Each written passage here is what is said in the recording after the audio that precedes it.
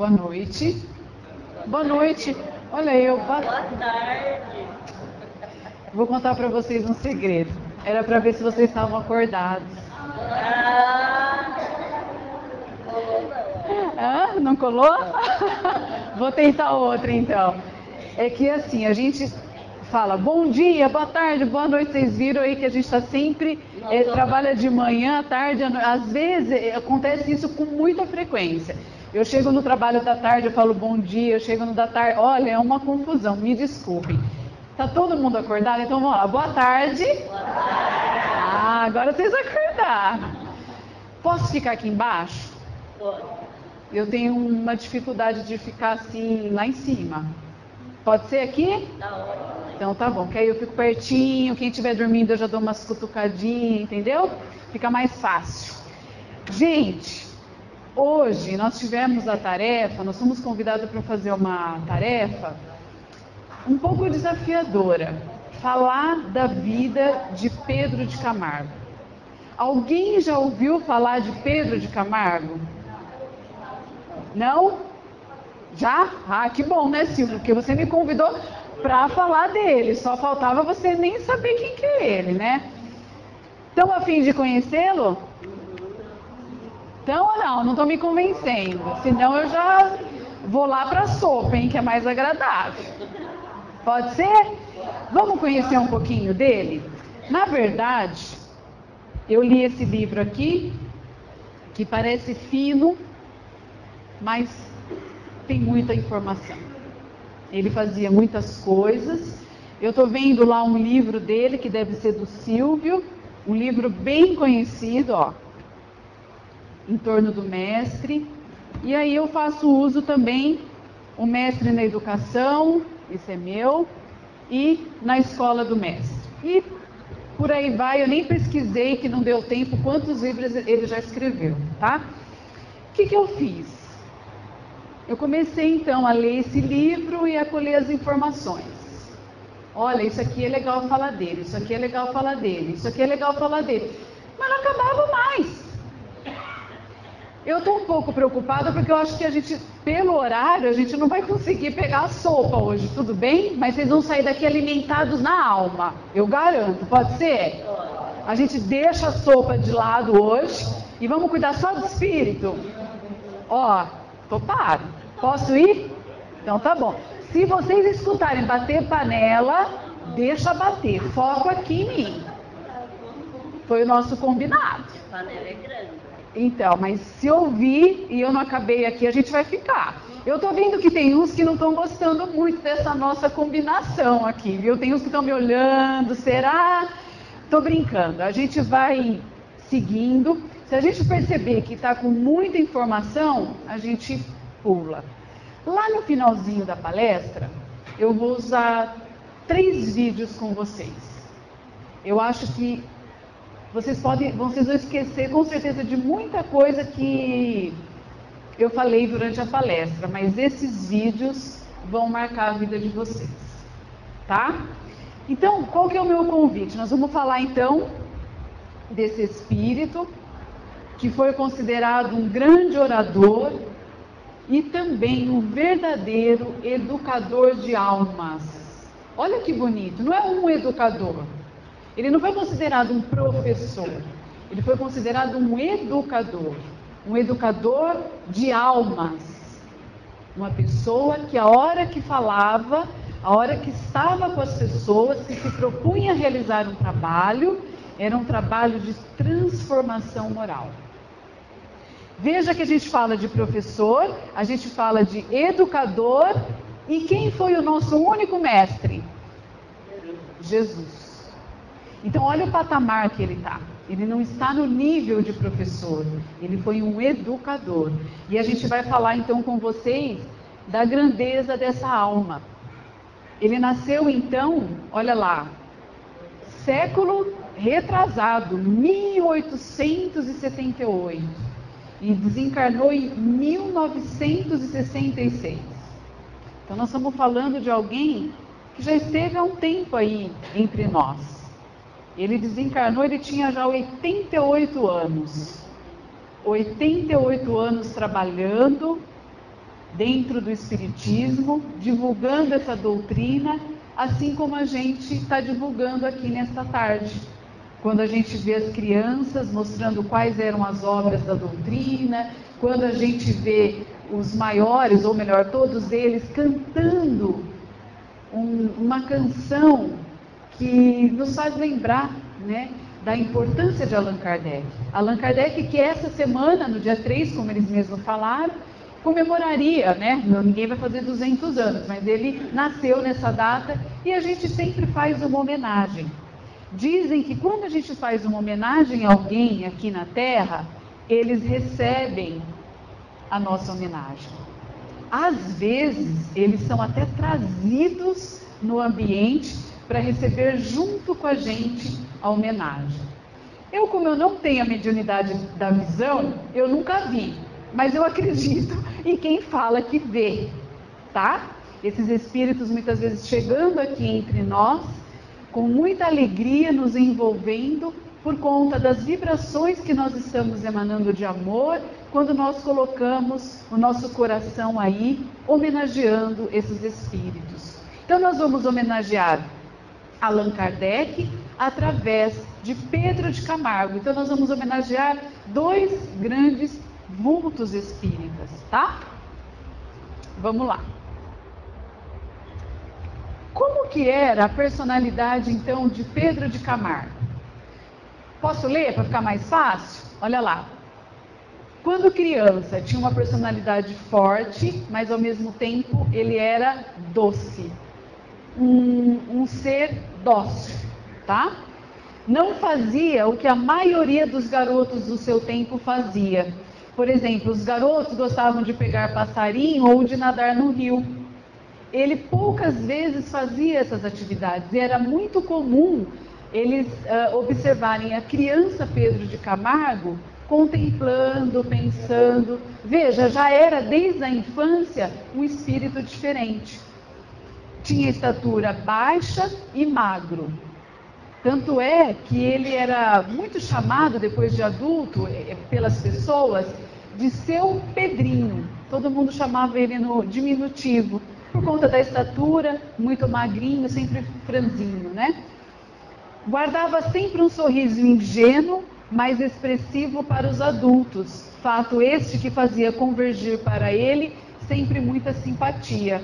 Era um ser que, por conta de ser dócil, ter aquela ternura, mesmo quando criança, ele tinha uma expressão que chamava muita atenção dos adultos. Ninguém jamais o via de mau humor, aquele mau humor permanente, aquela pessoa mal-humorada sempre. Lógico que de vez em quando, todos nós temos os altos e baixos, mas isso não era permanente o mau humor nele. E nunca demonstrou ressentimentos doentios. Gostava de manter certa rotina, não julgava ninguém e muito menos desconfiava das pessoas. Veja que nós estamos traçando, nós não, né?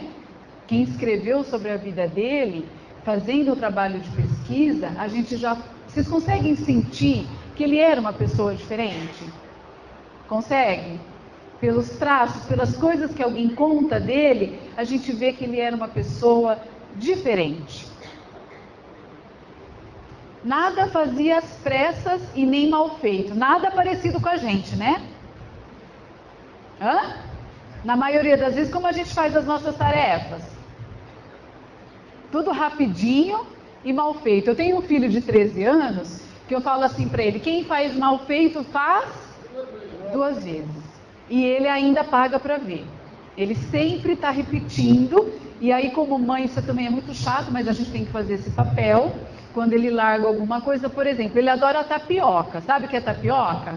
Aquela massinha branca que a gente joga ali na frigideira. Ele sempre come de lanche da tarde. Aí ele vai e faz a tapioca. Vocês imaginam como fica meu fogão? É um pozinho branco espalhado para tudo quanto é lado. Então eu falo assim para ele: olha, quem tem a liberdade, a autonomia de ir para o fogão, tem que ter a responsabilidade de fazer o quê? Ah, vocês sabem o que é para fazer. E por que faz mal feito? Cuidado comigo, viu? Que eu sempre pego vocês no pulo. tá? Olha lá. Se a gente sabe como é fazer bem feito, por que é que a gente vive fazendo errado para ter que refazer? Vocês nunca viram palestra minha, né? Vocês vão ver que eu gosto sempre de jogar umas perguntinhas para a gente depois ficar chegando em casa e ficar pensando no que a gente costuma fazer, no que eu posso melhorar. Porque nós estamos aqui nessa vida, não é para passear, não. Nós estamos aqui para trabalho. Nós estamos aqui para cada dia nos esforçarmos para sermos uma pessoa melhor. Esse é o nosso objetivo. E dói, gente. Dói esse esforço. Não é fácil. Esse ano, só para vocês terem uma ideia, e eu falo bastante, tem tanto slide, ai meu Deus, mas eu vou falar. Só para vocês terem uma ideia, esse ano eu voltei, porque como agora meus filhos entraram tudo na adolescência, é difícil acompanhar adolescente, né? Eles têm um pique, enfim. E aí eu voltei então a fazer exercícios aeróbicos, porque eu estava muito tempo sem fazer nada. Então sem fôlego, sem resistência, sem força muscular. E eu voltei a fazer. Foi fácil, gente? Não. Aliás, eu posso dizer que não está sendo fácil. Passei muitos dias com muitas dores, mas se a gente não se esforça, não se propõe a um resultado, a gente não sai do lugar. E esse Espírito, ele veio nos mostrar que vale a pena esse esforço, vale a pena a gente ter um sonho e caminhar sempre em direção a Ele, para a gente ter aquela sensação de algo realizado. Então nós temos que sempre nos perguntar, qual é o meu sonho? E veja, o meu sonho não pode ser o sonho do outro. Porque muitas vezes o sonho do outro pode ser um sonho grandioso. E isso não cabe a mim. Porque para mim, obrigada, eu preciso ter um sonho diferente do outro. Eu estou falando isso, sabe por quê? Porque muitas vezes a gente liga a televisão e fica querendo ter uma vida de novela. E essa vida não cabe para a gente. Só cabe para eles lá, para os artistas. Então a gente tem que cair na real e dizer assim, o que eu preciso fazer na minha vida, para mim, para as pessoas que convivem comigo. São pouquíssimos os espíritos, as pessoas que estão entre nós, que têm grandes missões, que pode sonhar grande. Pedro de Camargo foi um ser, com certeza, que Jesus, que Deus permitiu para estar entre nós, para fazer algo grande. Mas a maioria de nós veio com tarefas bem pequenininhas. E a gente não está dando conta de realizar tarefas, às vezes, pequenininhas. Como ir bem no nosso trabalho. Dizer não para as coisas que nos deixam cair em tentação, como a briga, muitas drogas. Como os lares são destruídos com as drogas, com os nossos mau humor, com a nossa preguiça, com a nossa falta de esperança. Eu não sei se vocês prestaram atenção, mas quando uma das meninas nos apresentou um livro chamado Evangelho segundo o Espiritismo, ela disse que era muito importante, mais ou menos com essas palavras, a gente conhecer as leis e segui-las. Porque só assim nós vamos sentir que nós estamos seguros, cumprindo com os nossos deveres, e aí termos uma sensação de felicidade. Mas a pergunta é, estamos cumprindo com a lei? Estamos cumprindo com a tarefa que Deus nos colocou? Seja ela pequena ou seja ela grande? Volto a dizer para vocês, o nosso desafio é grande. Precisa de muito esforço. Sabe por quê? A gente precisa vencer a si mesmo. E esse é o maior desafio de todos nós. Não é vencer o mundo, não. Mas é vencer as nossas limitações. descobrir as nossas capacidades. Procura aí, você tem elas dentro de você.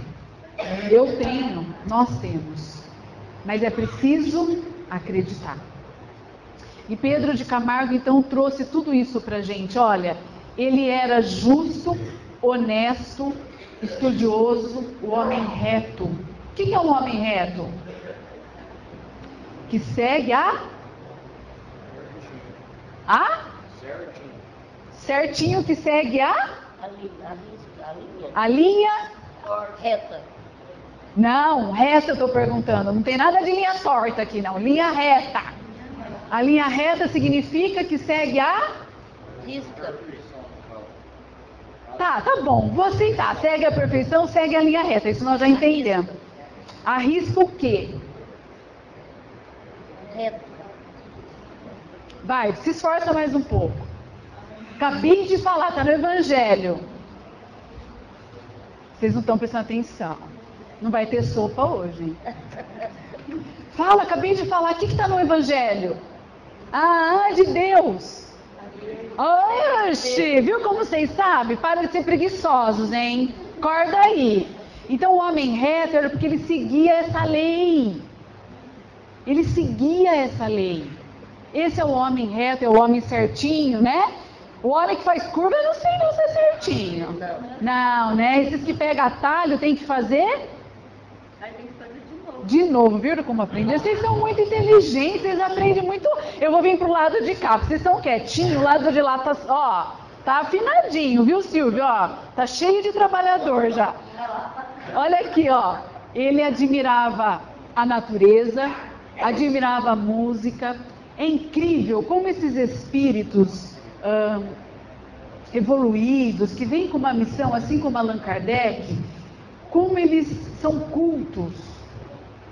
É incrível como eles gostam de tudo, né? Assim, enfim, e esse é Pedro de Camargo, honesto, admirava tudo isso. Na sua juventude, olha lá, ele passou por dificuldades, e muitas. Ele tinha 10 anos quando o pai dele morreu. Ele precisou abandonar os estudos para poder, junto com seus irmãos, tocar o comércio que o pai tinha, para poder o quê? Para a família ter um sustento. Então veja que nós estamos falando de uma pessoa que conquistou muitas coisas, mas que também teve dificuldades, como nós temos dificuldades. Tá? Olha lá, aos 23 anos de idade, então, ele era bem conhecido lá em Piracicaba. Piracicaba foi a terra que ele nasceu, eu não tinha dito para vocês ainda. Tá? 23 anos, é novo ou não? Novíssimo. Já fazia muita coisa lá. Inclusive, até ele casou-se muito cedo. E olha que interessante, ele casa em 1901 e em 1902 ele ficou viúvo. 10 anos ele perde uma pessoa muito querida, que é o pai. E depois, aos 23 anos, quando ele casa, ele já ficou viúvo logo no ano seguinte. Deixando a sua esposa, então, uma filha pequenininha. Ele tinha motivo de encostar num canto, chorar e dizer, eu não tenho força. Tinha ou não tinha? Ele fez isso? Não. Como diria o outro, ele regaçou as mangas e foi ao trabalho. A linha reta. Seguiu. A pessoa que tem foco, que vai para a linha reta, o que é a linha reta? Vamos lá? Vamos aprender o que é a linha reta? Tá bom. O Eduardo está ali filmando. Eu preciso chegar até ele. Qual que é o caminho mais fácil de eu chegar até ele?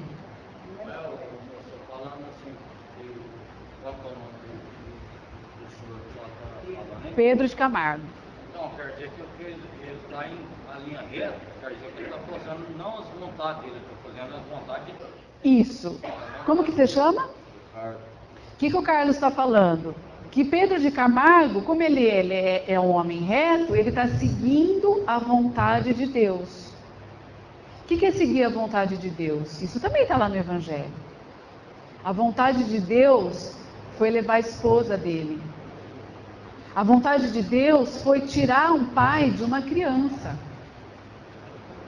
Então, O que o Espiritismo nos ensina é que se Deus tem a responsabilidade, sabe de tudo aquilo que acontece com a gente, cabe a nós aceitar aquela vontade de Deus. Porque afinal de contas, o que a gente reza todo dia no Pai Nosso? Que seja feita A vossa vontade. Só que a hora que a gente está fazendo as coisas, o que a gente faz? Que seja feita A nossa. a nossa. E isso eu estou desviando o caminho. Eu estou me perdendo. Vamos lá, chegando ao exemplo que eu estava trazendo para vocês, para a gente aprender no concreto. Eu preciso chegar até o Eduardo. Todo mundo sabe quem é o Eduardo? É o moço que está filmando. Qual é o caminho mais fácil para eu chegar até ele? É uma reta. Ai, obrigada, ainda bem que você falou isso. Estou chegando aí, Eduardo. Espera aí. Estou chegando. Ai, aqui, peraí. Estou chegando aí, Eduardo. É o caminho mais fácil esse, não é? É isso? Por que não? Cheguei a ele aqui, ó. Oi, Eduardo. Ah! Então, se o caminho mais fácil é o reto, por que eu não fiz isso? Então, Porque o Carlos já matou a charada. Hã? Desculpa, Ricardo. O Ricardo já matou a charada. Eu faço a vontade de Deus? Eu faço a vontade de quem? E qual é a minha vontade? Eu vou por onde eu quero. Só que ir do jeito que eu quero, como eu quero, muitas vezes implica em caminhos tortos, que eu me perco, que eu desvirtuo, e nisso tudo, quem é o maior prejudicado? Eu mesma. E aí eu preciso ser responsável com esse tempo todo que eu perdi para dar a volta. Eu encontrei obstáculos, eu tive que repensar caminhos. Eu cheguei onde queria, não cheguei? Quanto tempo eu levei? Mais ou menos? Mais. Encontrei mais obstáculos ou menos? Mais dificuldades ou menos? Mas eu cheguei ou não cheguei onde eu queria? É isso que Deus faz na vida de cada um de nós. Ele nos dá a oportunidade de fazer escolhas. E eu escolho, mas eu sou responsável por aquilo que eu escolho. Muitas vezes a gente se assusta com a nossa vida, porque ela está cheia de aflições, ela não está do jeito que eu gostaria. Às vezes eu começo até a desconfiar de Deus, que se Deus existisse eu não estaria passando por isso. Peraí, vocês vão lembrar dessa tarde agora, hein? Eternamente. Tá? Vocês vão lembrar do quê? O que eu fiz, ó? Eu dei muita volta. Eu escolhi desviar. Então, lembre-se que a hora que você estiver diante de um obstáculo, diante de uma dificuldade, de algo que está te doendo, lembre em que momento eu desviei do caminho. É um momento. Demorou, mas chegou, né? Mas eu desviei. Vocês viram que eu desviei. É para lembrar disso, hein, gente? Lembra na hora que estiver com dificuldade. Eu assisti uma palestra uma vez que a palestrante deu uma volta no salão, passou, não conseguia passar porque tinha alguém impedindo. Aí lembra, isso que está me impedindo de passar, de ser feliz, de viver bem, é aquilo que eu escolhi para o meu caminho. Certo? Vamos voltar lá para Pedro de Camargo? Hã? Então ele era tudo isso, ó. Aí o que aconteceu? Ele ficou viúvo e logo ele casou-se novamente. E teve um ano, 1905, que aconteceram três grandes mudanças na vida dele. Com a morte da esposa, ele teria então as razões suficientes para o seu fortalecimento moral. Veja, ele estava diante de dores, de aflições, E foi ali, naquele momento de muita dor, que ele se firmou na crença de algo maior. Ele era católico, tudo bem, mas nesse ano ele se converte ao Espiritismo. Cai nas mãos dele um livro chamado Evangelho segundo o Espiritismo. E ele começa a encontrar ali a força, as respostas para as suas aflições, para as suas dores. Quem está com dor e quiser pegar o Evangelho, pega o capítulo 5. Vocês vão vir aqui a semana que vem? Se Deus quiser. Posso dar uma tarefa para vocês? Quem vai estar aqui, não grava agora, hein, Eduardo? Senão ele vai saber. Vocês vão fazer o seguinte, vocês vão chamar o Orson, que vai ser o palestrante, e vai falar assim: Orson, a Renata esteve aqui, e ela aqui pediu para te fazer a seguinte pergunta: se alguém tiver aflito com dor, que capítulo do Evangelho deve ler? Sabe o que ele vai responder? Capítulo 5. Podemos fechar esse pacto? Quem vai fazer essa pergunta? Depois vocês mandam para o Silvio a resposta? Eu vou querer saber se ele falou o capítulo 5. E quase todo mundo aqui tem o Evangelho. Então, ó, tá com dor, tá com dúvida, capítulo vai estar no YouTube, ele vai saber então. Será que ele vai? Ele não tem tempo para assistir. Não vai me assistir, não. Mas ele vai falar para vocês que é o capítulo 5 do Evangelho. Que é o capítulo que lida com as nossas aflições. E explica para a gente que se não está aqui agora o motivo da nossa dor, ela se encontra em outras vidas já vividas por nós. E aí, como o Ricardo nos colocou, se você acredita em Deus, se você acredita em algo maior, você vai saber que essa dor é a oportunidade do seu crescimento pessoal. E com muita fé, com muito carinho, vai se unir ao seu espírito protetor, vai se unir a tantos outros espíritos amigos que Jesus nos coloca, por exemplo, aqui nessa casa, para nos intuir, para nos envolver. E neste momento, muito seguro, muito tranquilo, porque é assim que se sente aquele que está orando, aquele que entrega a sua dor ao Pai. E neste momento você vai receber forças para caminhar e mudar a história da sua vida. Acredita. Acredita que isso vai acontecer. Tá bom? Ele se converte então ao Espiritismo e ele casa-se novamente.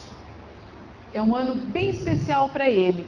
A nova esposa então assume a sua filha pequenininha. E ele então, aqui é onde está falando que ele se converte ao Espiritismo. Guarda o nome, Marta, essa filha mais velha, tá? Depois ele acaba, chegam-se mais duas filhas, somando-se a Marta, que já era a filha mais velha, e a Elisa, que é a primeira filha com a sua segunda esposa. Então ele já soma 4 filhas mulheres, e ele teve o último, o Pedrinho. Então Pedro de Camargo teve 5 filhos, e é por conta disso que ele acaba. Foi assim que a sua história transformou-se em uma escolinha, a sua casa, em uma escolinha de moral cristã, onde seus filhos foram os primeiros alunos. Então, Pedro de Camargo tinha essa preocupação e acabou montando na sua própria casa, por conta ali de 5 filhos, que foram os seus primeiros alunos, e depois foram chegando outros, a primeira escolinha ali de moral cristã. Ele mesmo, então, seria o professor, e tendo a sua filha mais velha, a Marta, lembra que eu falei para vocês guardarem o nome? Então, a Marta, a filha mais velha, como aquela que cuidava, então, dos menores, iniciando, então, o seu sonho de educação. Lembra que eu falei para vocês que era importante a gente ter um sonho? Porque quando a gente tem um sonho, a gente tem um ponto a chegar. Lembra quando eu falei para vocês, eu quero chegar até o Eduardo? Eu precisei, quando eu sei onde eu quero chegar até o Eduardo. Eu quero chegar até o meu sonho. eu traço o caminho reto. E aí, o caminho reto vai me fazer ficar firme nesse caminho. Pode vir dificuldades, mas eu sei aonde eu quero chegar e eu tenho a persistência em ficar nesse caminho, porque eu sei aonde eu quero chegar. Nós temos visto muitas vezes no atendimento fraterno dentro da casa espírita, muitos dos nossos irmãos que chegam ali em aflição, perturbados, o que falta simplesmente na vida deles, assim como muitas vezes falta na nossa vida, é ter um objetivo. É saber aonde se quer chegar. Que importância eu tenho na vida, na minha vida? No que eu faço a diferença, quais são as minhas habilidades? E aí eu tenho um propósito. E eu me direciono a essa realização. A realização desse sonho. E Pedro de Camargo tinha o sonho de educação, a escolinha. Passou então a funcionar aos domingos pela manhã. Lá no começo do Espiritismo, muitas vezes a gente ouvia, no início do século ali passado, a seguinte, catecismo espírita, porque acabava vindo, muitos espíritas acabavam vindo do catolicismo, então traziam essa marca registrada aí da religião. Então a gente falava catecismo espírita, isso depois foi mudando. Hoje nós costumamos dizer educação do espírito, educação espírita, ou também evangelização. Veja, já foi se transformando ao longo dos anos, tá? Emerge daí então a ideia e modelo que se espalharia para outros centros espíritas do Brasil.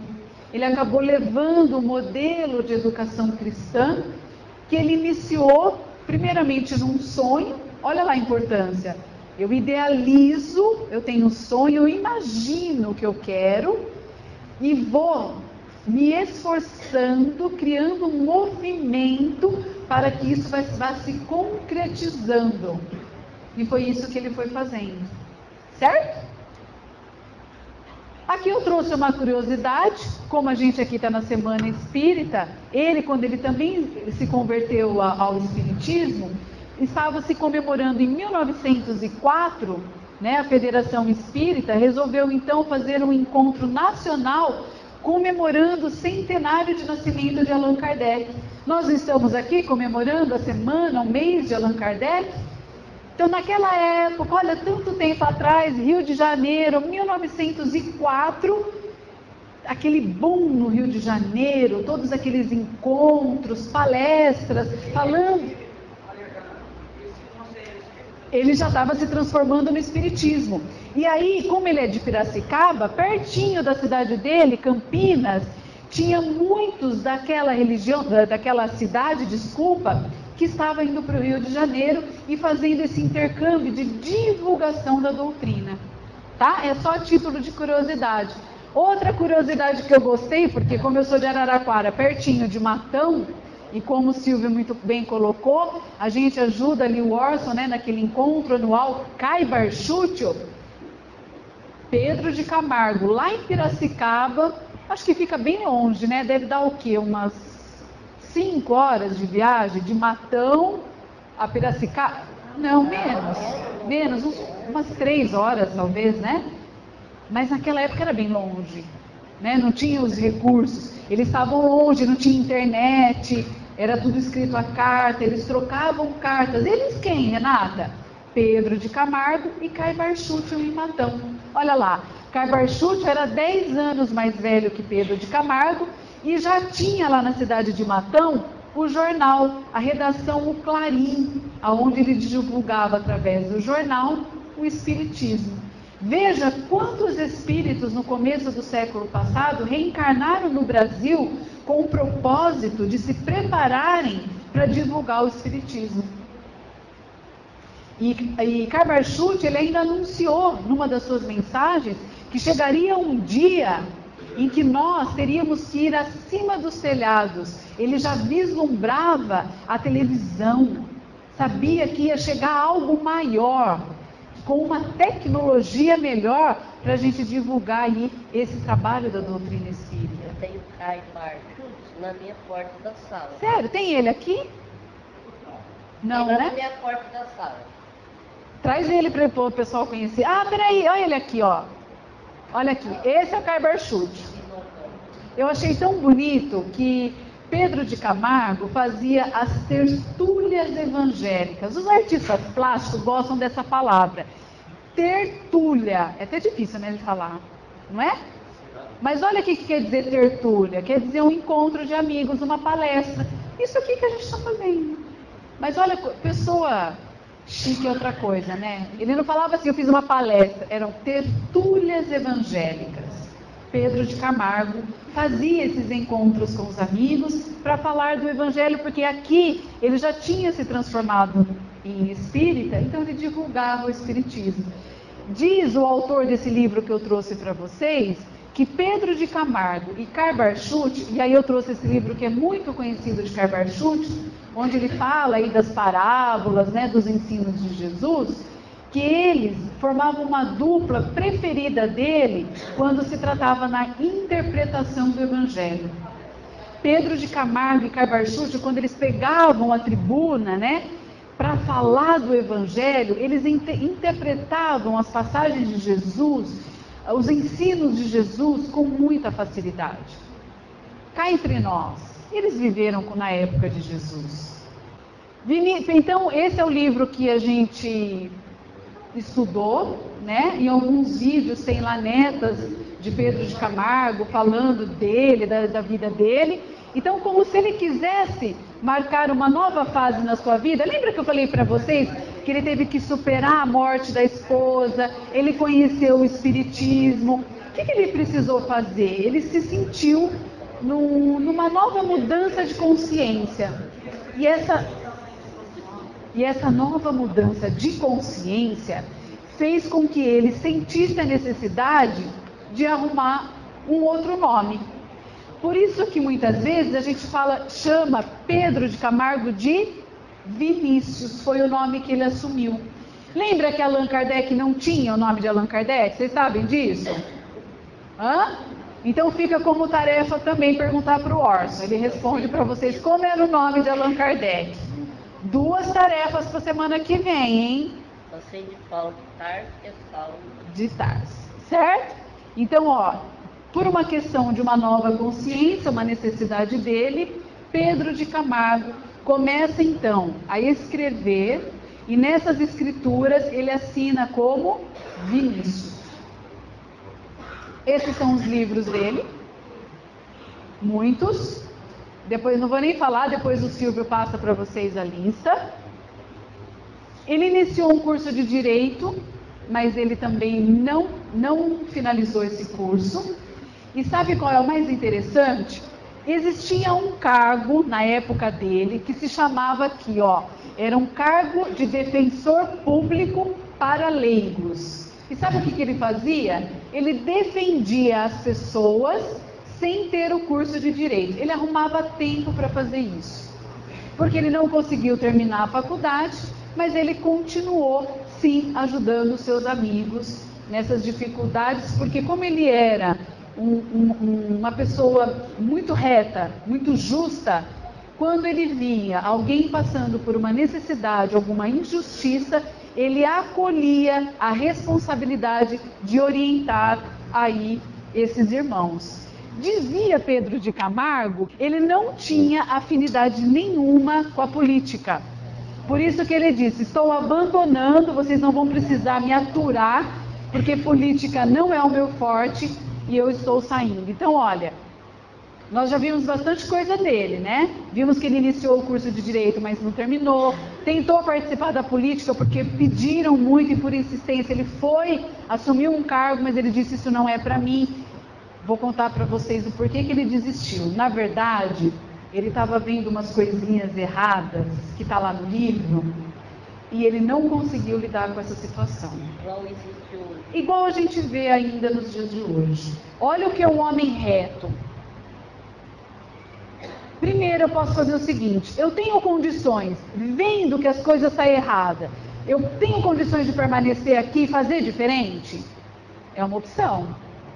Outra opção, isso não serve para mim, eu estou vendo coisas erradas, estão pagando uma rua que a rua já está pronta e estão falando que está precisando de asfalto, eu não aceito isso porque estão ganhando dinheiro fora, então o que eu faço? Eu dou as costas para isso, porque isso vai me prejudicar. Hã? Exatamente.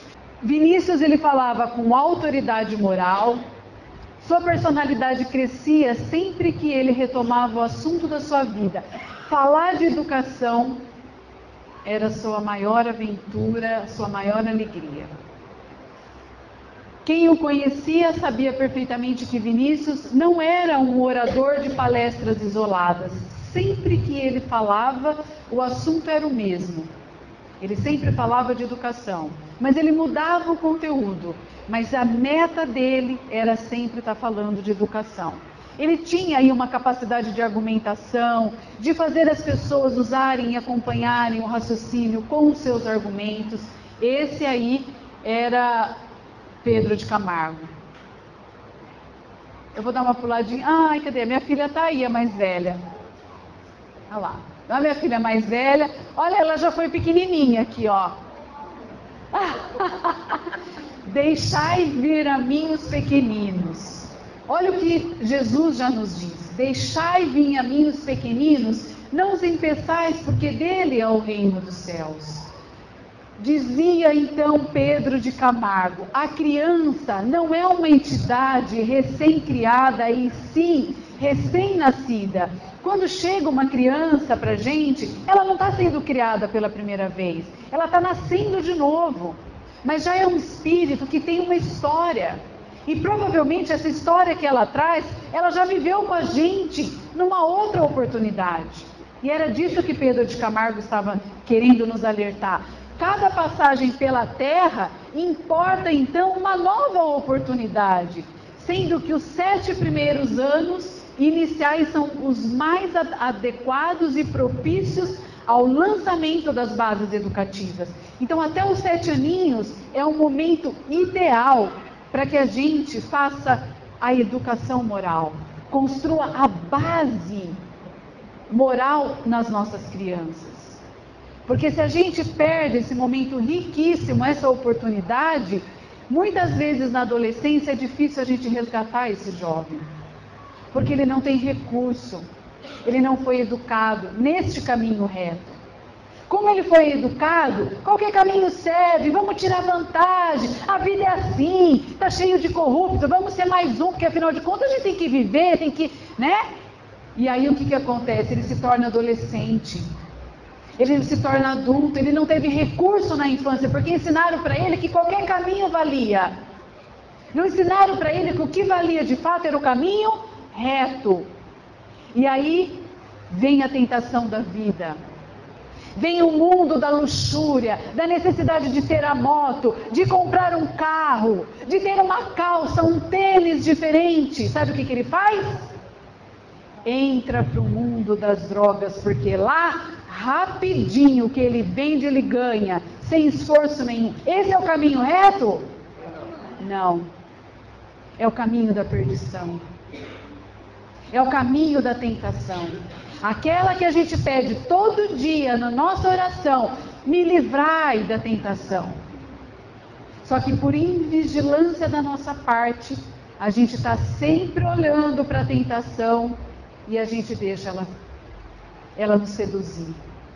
E é disso que Pedro de Camargo sempre nos alertava nas suas palestras. Cuide das crianças. Dê uma oportunidade diferente.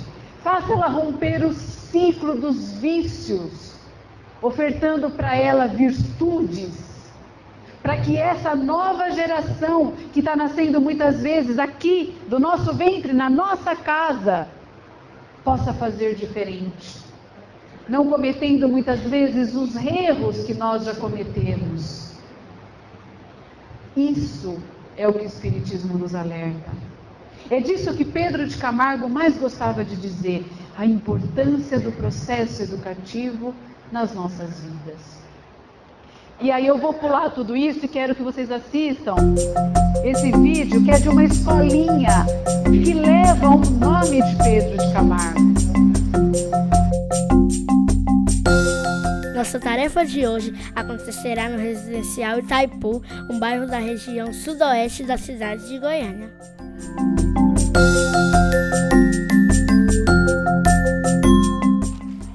Olá, meu nome é Júlia, sou da Escola Espírita Pedro de Camargo e hoje vamos fazer um passeio pelo universo da educação. Nós chegamos todos os dias às 7 da manhã e começamos nossa maravilhosa jornada de educação. Eu estudo no 5º ano e essa é minha turma. Aqui, além de aprender a ler, escrever, aprender números, nós aprendemos a cultivar os valores morais. Além dos números, a gente aprende o que é moral. Todas as aulas têm conteúdo espírita. E o que mais gostamos é quando nossa cabeça aprende e nosso coração se desenvolve. Olha que lindo!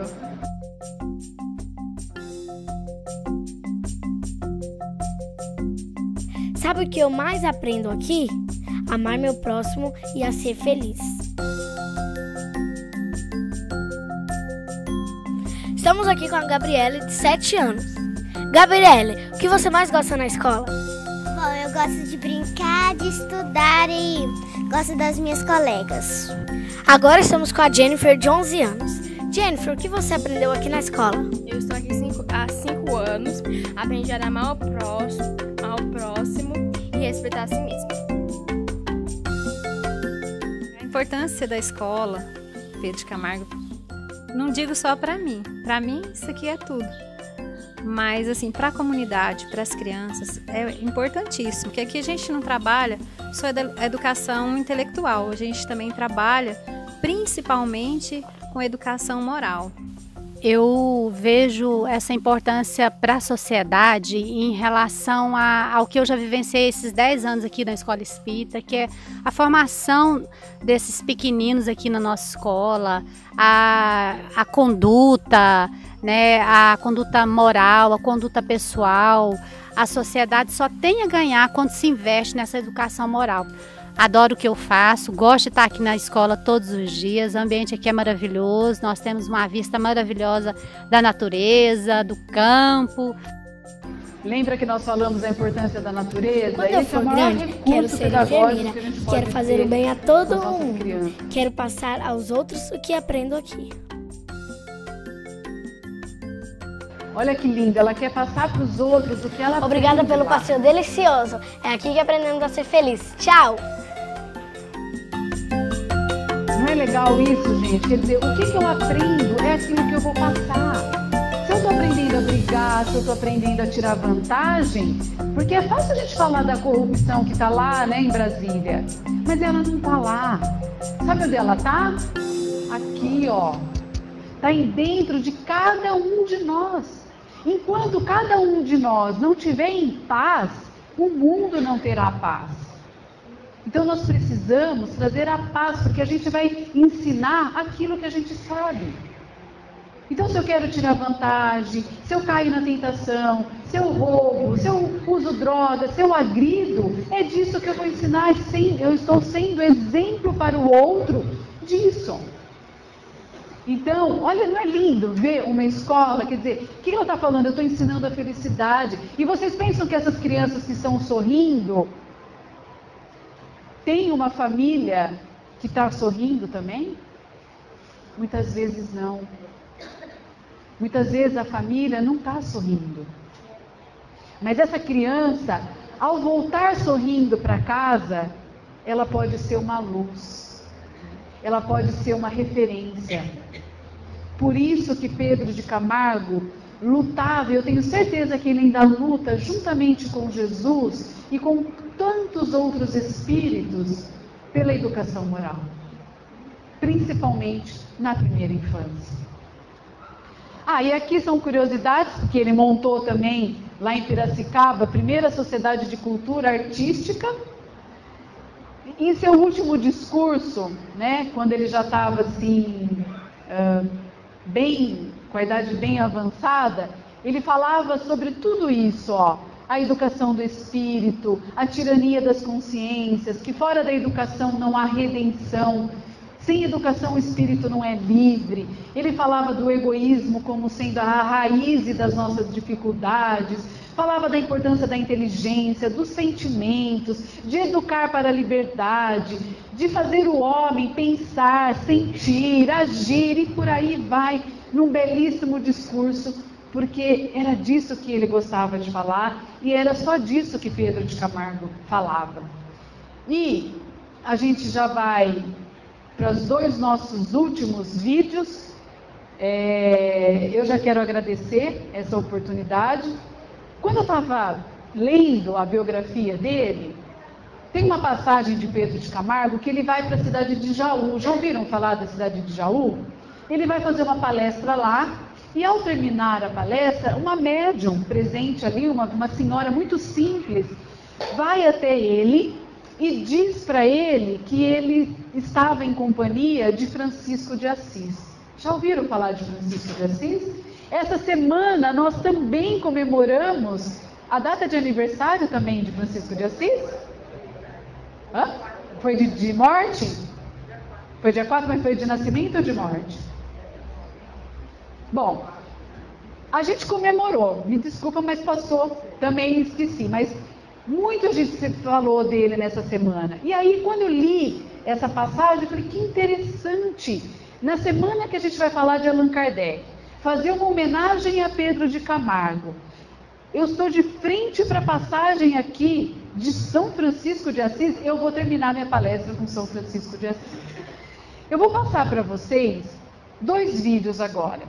Vocês podem não ter prestado atenção em muita coisa que eu falei, mas assistam como se vocês estivessem no cinema a esses 2 vídeos e presta atenção quem foi Francisco de Assis. Pensa comigo que se ele, com tudo que a gente vai ver dele aí, ou tudo não, um pedacinho da vida dele, a gente vai ver a humildade, a simplicidade desse ser. Se ele estava junto de Pedro de Camargo, que envergadura moral nós tínhamos então em Pedro de Camargo.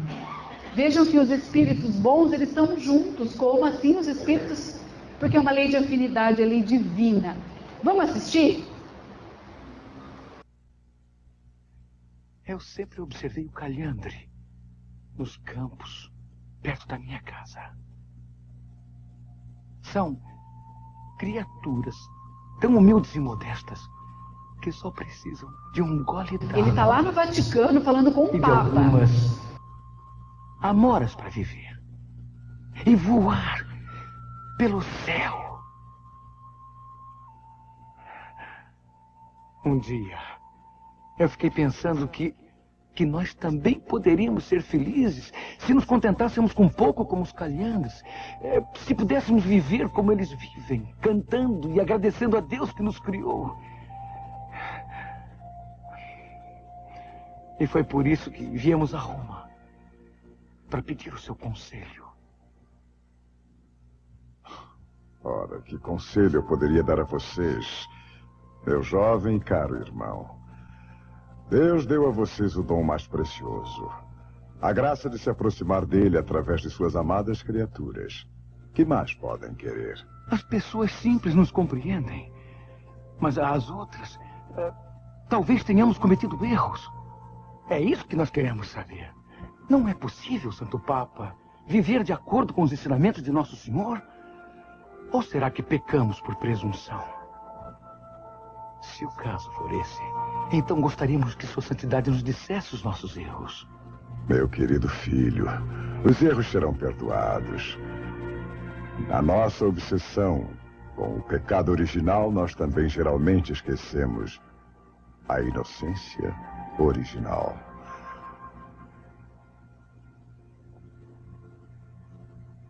Não deixem isso acontecer com vocês. Preste atenção nos gestos, além das palavras. Vocês me trouxeram, meus filhos, uma grande alegria e um pouco de tristeza.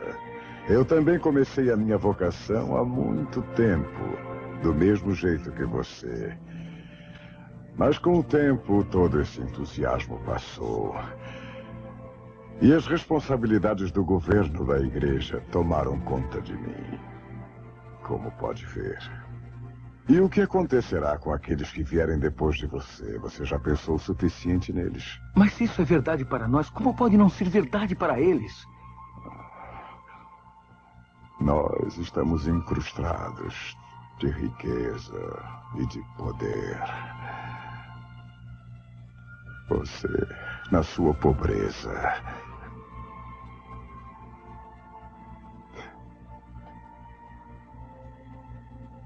nos deixa envergonhados. Jesus já disse a simplicidade, a humildade. Olha que linda essa cena final, presta atenção. Nesse momento ele olha e lembra de Jesus. Jesus já disse da simplicidade, da humildade. Francisco.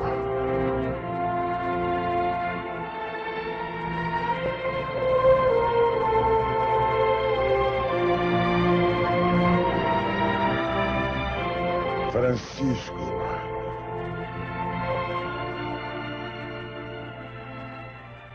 Pai, em nome de nosso Senhor Jesus Cristo, pregue a verdade para todos os homens. Que os seus discípulos aumentem aos milhares e que floresçam como a palmeira.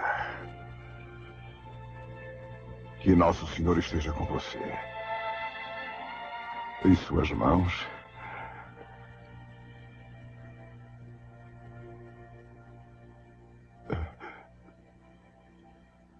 E eu a seus pés. Olha que coisa linda. Oh.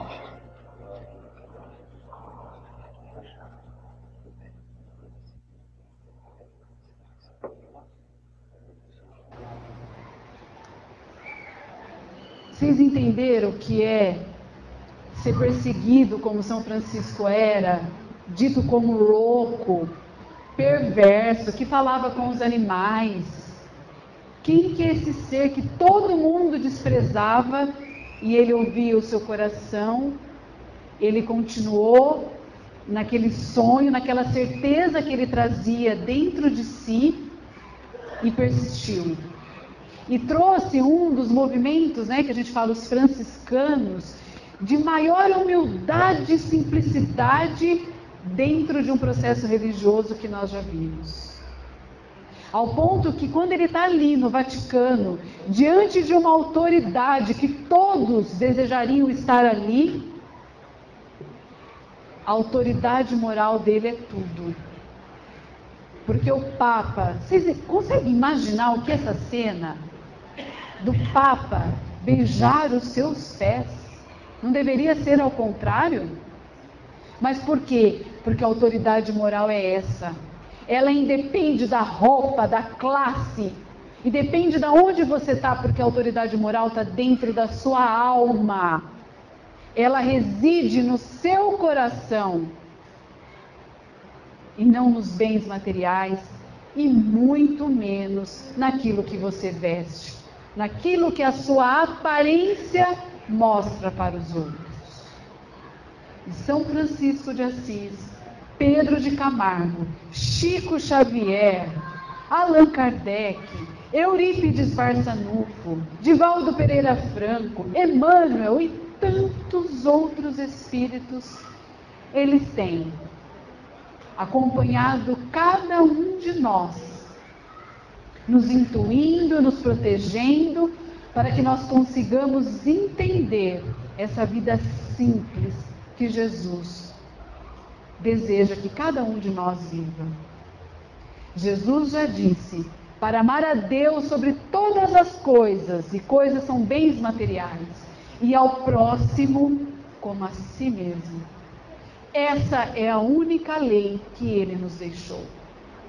Para facilitar a nossa vida, porque nós somos muito complicados, ele fez uso então das leis de Moisés. O Espiritismo vem e reaviva as leis morais para que nós possamos ter um leque maior de opções e de caminhos para chegar nesse sentimento tão sublime chamado amor. Eu agradeço vocês pela paciência, pela participação, o carinho, o amor de cada um de vocês, ao Silvio e à Cássia pelo convite carinhoso, ao meu querido João, que deixou de estar em qualquer outro lugar nesse sábado só para vir me dar um abraço, né? A minha filha que me acompanhou aí nessa viagem, o Eduardo aí por me emprestar os microfones, me amparar. E eu sempre, quando eu vou embora, eu deixo uma música. Tem paciência para mais um pouquinho? É uma música que é do filme de São Francisco de Assis. Irmão Sol, Irmão Lua. É um filme lindo, se vocês depois quiserem, é antigo, se vocês quiserem pesquisar e assistir numa hora que estiver livre aí, assista. Eu vou trazer as nossas irmãzinhas lá de Petrópolis, elas que fazem uso de um coral, e eu me despeço de vocês essa vibração de amor, que eu tenho certeza que a música vai jorrar no coração de cada um de vocês, e peço para que vocês, nessa vibração que vem do alto, que vocês possam nutrir a sua alma dessas vibrações que a música vai propor para a gente, e que depois, com muito carinho, recebam carinhosamente a sopa que a Cássia preparou com bastante pimenta, com bastante carinho para cada um de nós.